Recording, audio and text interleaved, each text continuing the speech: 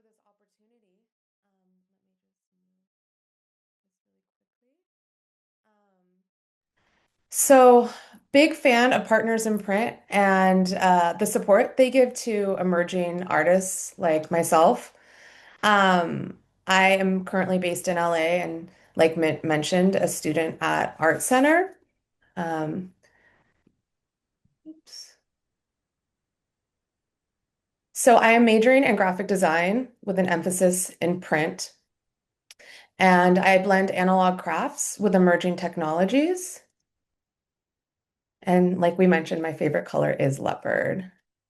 So if we go back a little bit, my dad was a really big influence on my curiosity and excitement around letterpress and design. I inherited his wood type. He passed away when I was young and built a pretty amazing career. He was an immigrant from Russia and a designer and illustrator who ultimately owned his own agency in San Francisco in the 70s, 80s. Um, and pretty amazing and inspiring career. So for some of my work, I really love to experiment, and I have to give a shout out to Josue, who was my letterpress teacher at Archetype last year. And I like trying new ways to make things with my hands. So really into illustration, of course, collage.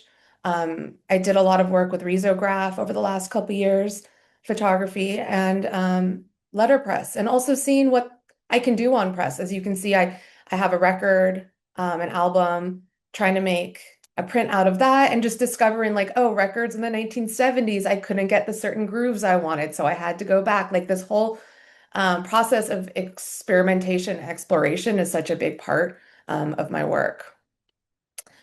Also, community. The letterpress community is kind of what's keeping me coming back. I've been so fortunate to get a little crew at school. But also, I share my work on Instagram at stephanie.player. And I've had a lot of really amazing experienced letterpress creators reach out to me in support of my work and also sharing their work. And it's really just such an amazing way to connect when we can't meet in person all the time. And even like shout out, I don't know if Mary Mortimer's here, but she's been awesome. And Jessica Spring. I have so much to learn as I am a very much emerging designer. So it's really cool to be able to connect that way.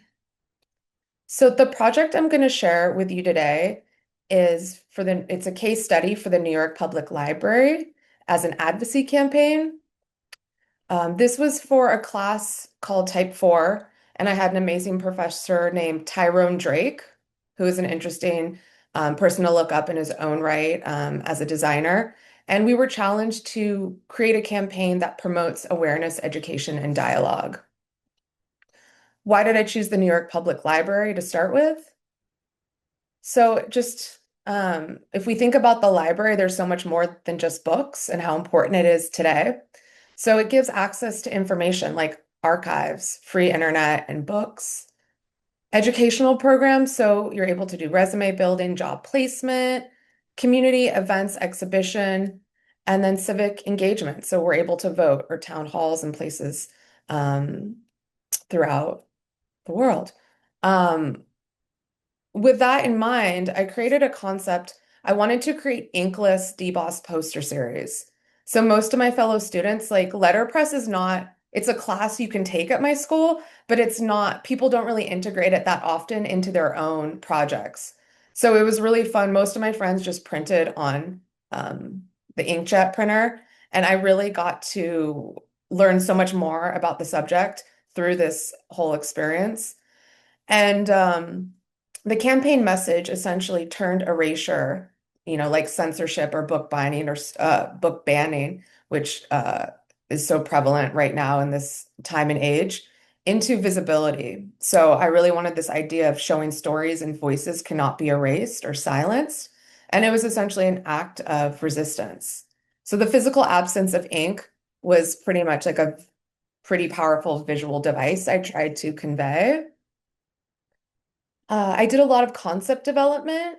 So for me, when I start out creating or have an idea, I usually have some sort of idea of what materiality I want to use, but I really try to explore like what symbolism is related to a library, what cultures, like what's the history, using imagery, and also a lot of writing. For this project too, I created like a 12-point manifesto of just really what is going to be the foundation of this concept. Being at Art Center, I'm very fortunate to come across really amazing artists and letterpress printers, such as Amos Kennedy, who was generous enough to come to my class and provide feedback and really start thinking about what the role of libraries play as activism or even throughout the United States. My process used design elements such as you can see the redaction of words. I visited the Braille Institute because I also wanted to explore this idea of how do we read? Obviously, not everyone's going to read words. And I also used type as a tactile method.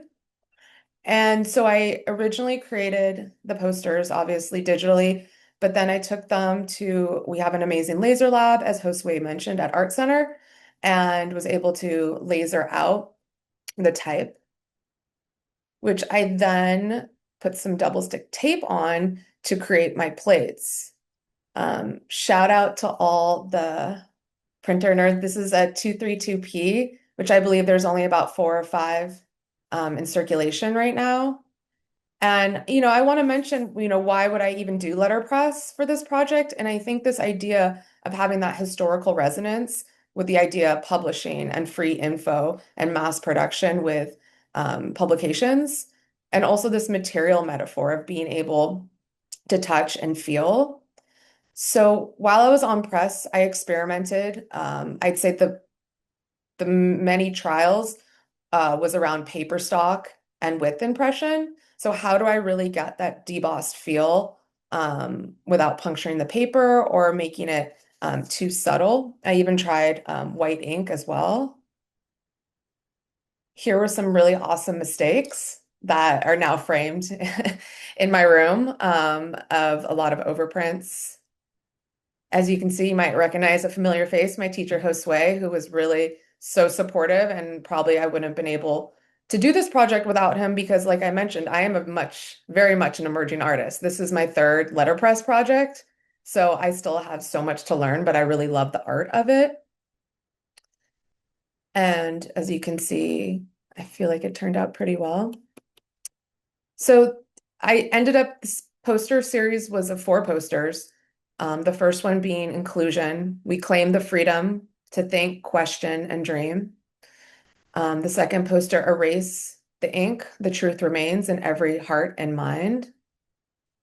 And then I also wanted to try two more abstract of access and freedom.